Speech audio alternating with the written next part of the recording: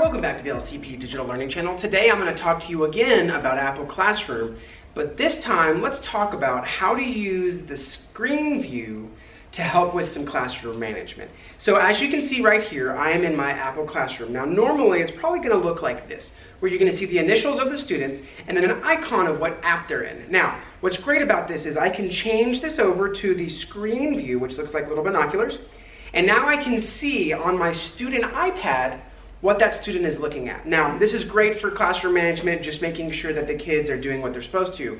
But I've got a couple just really fast tips that might be helpful. So as you can see right now, that kid's iPad is green. And so I'm gonna go ahead and view the screen so that you can see what I'm talking about.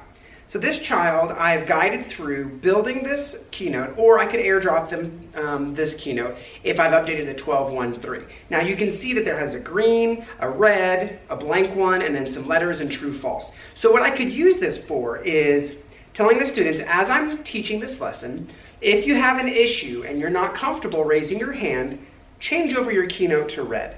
So as I'm teaching, I've got this in my hand and I can see a layout of my class and they should be all green. And then if I see red starting to pop up, that tells me as a teacher I need to slow down or review what I've just talked about. It's also a real quick way where if I just want to say, okay, here are the 4 answer choices, A, B, C, D, on your iPad real quick, just pull up A, B, C, or D and tell me what you think. Looking at my Apple Classroom, I can scan the class real quick and see one of the students has the wrong answer, and without even having to tell the class who got it wrong, I can revisit that later with the student. Now, what's another great one is using this for math and social studies and science to help with that communication. So as I'm teaching, now I'm going to AirPlay this up into my computer, and when I ask a question, I'm going to ask them to use a blank spot on their keynote and write the answer. And so now using that talk, I can say, okay, this student, view their screen, tell me about what you've done.